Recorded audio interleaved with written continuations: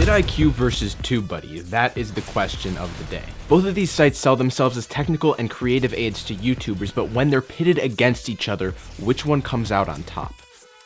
Well, I bit the bullet and paid for the most expensive plans of both and sacrificed days of my life to find out. The scoring here is simple. I'm going to rank both of these services on a scale of 1 to 10 across 5 different categories, which are as follows: analytic tools, SEO aid, video planning, usability, and finally, price. Let's start with the free features. Tubebuddy has at-a-glance stats on any channel page under the Channelytics tab, which allows you to see stats for the last 30 days. And VidIQ has this exact same thing under the View Channel Stats button. However, VidIQ allows you to select ranges other than 30 days, like 7 days or 60 days, which is really nice. VidIQ also has a little menu at the top of the screen that shows a number of channel stats, including real-time view counts for the past 60 minutes and your subscriber count. I like this a lot because it's an unobtrusive menu right at the top of your screen that shows up whenever you're on YouTube, wherever you are on YouTube, and it just provides a nice glance at all of your stats without having to go into any of your actual channel pages. Tubebuddy doesn't really have anything comparable to this. Moving on to the paid plans, there actually is quite a big difference in this category between vidIQ's Boost and Tubebuddy's Legend tiers. Tubebuddy's main features are their retention analyzer and click magnet. The former basically presents a spreadsheet of all of your previous videos sorted according to their retention percentage. This is very helpful in determining which videos resonate best with your audience and keep your viewers watching, which is really important, but the design of it and just sort of the really technical spreadsheet manner is not to my liking. The second thing I mentioned, Tubebuddy's click magnet tool analyzes your past videos, including their thumbnails and titles, and finds common elements between your best performing videos about their thumbnail or title that makes them perform well, which then informs you what elements you should use in your new videos to get the best click-through rate possible. It even finds videos that might benefit from a title or thumbnail change and flags them as a potential A/B test subject. An A/B test is an automated feature where Tubebuddy switches between 2 different options for titles and thumbnails on your videos. After a certain amount of time, the test will come back showing you which thumbnail title combo had the best click-through rate. Then you can set that as the permanent thumbnail for that video. This A/B testing feature can be very, very helpful, and in my opinion, it is the greatest advantage that Tubebuddy has over vidIQ. vidIQ doesn't have an A/B testing feature at all. What vidIQ does have for analytic tools is the channel audit page. Here, vidIQ takes all of your analytics and translates them into easily digestible terms, pointing out which videos you should be creating more of and which ones aren't doing so well. This page makes analytics super simple and easy to understand, and I find it very, very helpful. If you navigate over to vidIQ's website, you'll find their second big analytic feature, which is subscriber analysis. By studying your subscribers' watch habits, vidIQ is able to share with you the type of content your videos are watching unrelated to your channel. Everyone knows that when it comes to YouTube or business, knowing your clients or your viewers' interests is key. That being said, the subscriber analysis tool is very, very helpful for any YouTuber who's interested in making content that their audience will find relatable. In this category, I give Tubebuddy a 6 out of 10 and vidIQ a 7 out of 10, simply because I found myself using vidIQ's channel audit and subscriber insights far more often than Tubebuddy's retention analyzer and A/B tests. Moving on to the second category, which is SEO Aid, I want to determine whether vidIQ or Tubebuddy does a better job at streamlining my SEO process when I'm uploading a video and improving the quality of my SEO. SEO stands for search engine optimization. This is the very important, however tedious process of keyword loading your video's title, tags, and description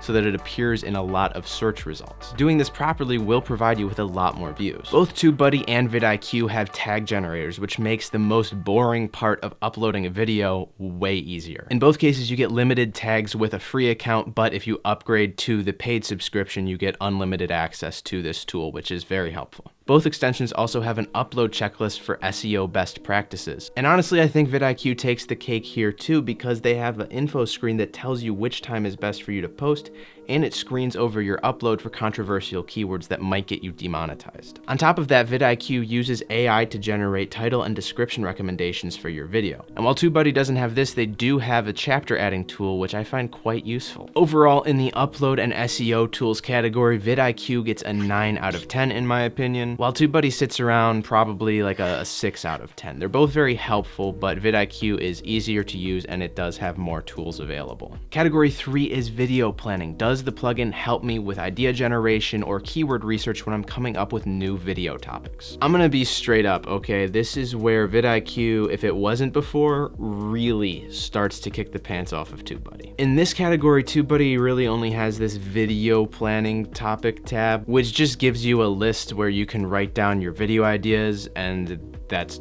totally worthless. Then when it comes to new ideas, it just points you towards its keyword explorer, which, yeah, it's helpful determining whether a video idea that you have will perform well in search, but when it comes to generating new ideas, it really doesn't do much of anything. VidIQ, on the other hand, has a daily ideas section which uses AI to suggest video topics that might perform well for your channel. They also have a keyword opportunities list that shows which tags are driving the most traffic to your videos and have the highest view potential if you create a new video with that keyword. If you've checked out both of these pages and you're still drawing a creative blank, then you can always turn to VidIQ's AI coach and ask it for video ideas based on your channel.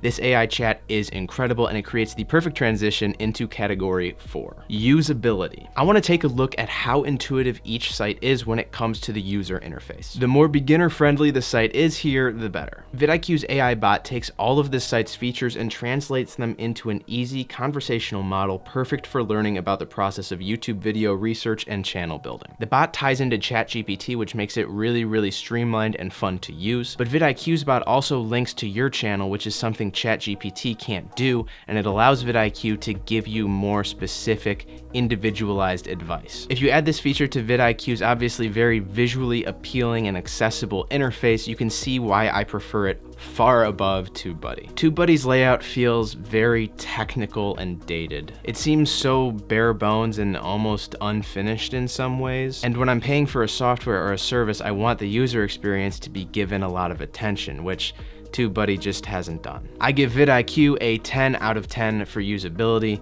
TubeBuddy, on the other hand, gets like a 3. It's really not good. I found it a lot more confusing. Finally, let's talk about price. How does VidIQ compare to TubeBuddy in terms of cost and value? Well, certain features of both sites are available on a free plan, including channel stats and limited tag and SEO tools. VidIQ also gives you a few daily ideas and keyword opportunities on their free plan, plus access to their basic AI coach and limited tokens to use the advanced AI and title recommendations.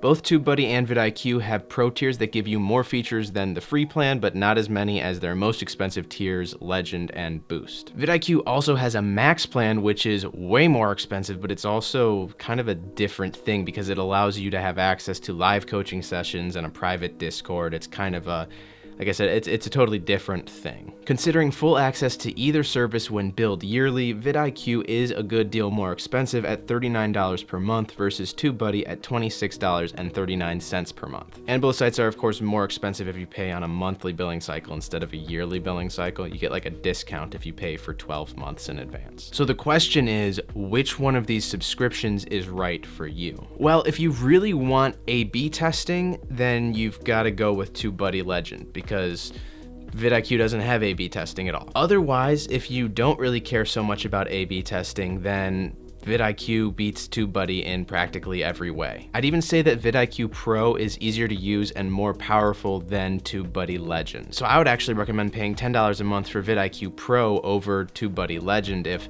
the VidIQ Boost at $50 a month is out of your budget. I've had both VidIQ and TubeBuddy installed for quite a while, and honestly, I just keep coming back to using VidIQ's stuff over TubeBuddy. That's the bottom line. If you want to learn more about VidIQ, I have a dedicated review video for the service. You can watch it right there.